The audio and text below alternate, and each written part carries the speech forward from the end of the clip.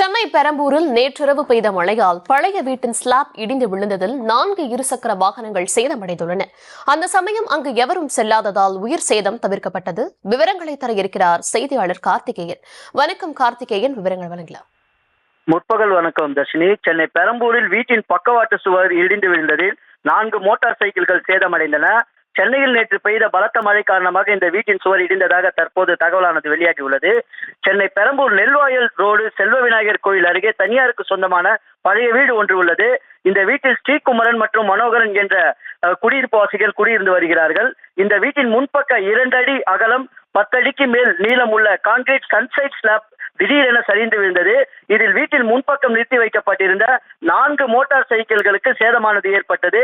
நேற்று இரவு பெய்த மழையின் காரணமாக இந்த கான்கிரீட் ஸ்லாப் தண்ணீர் ஊறி சரிந்து விழுந்ததாக கூறப்படுகிறது.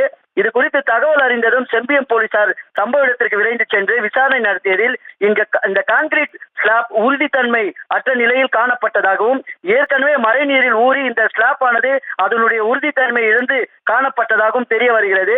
நல்வாய்ப்பாக இதில் யாருக்கும் காயம் ஏதும் ஏற்படவில்லை.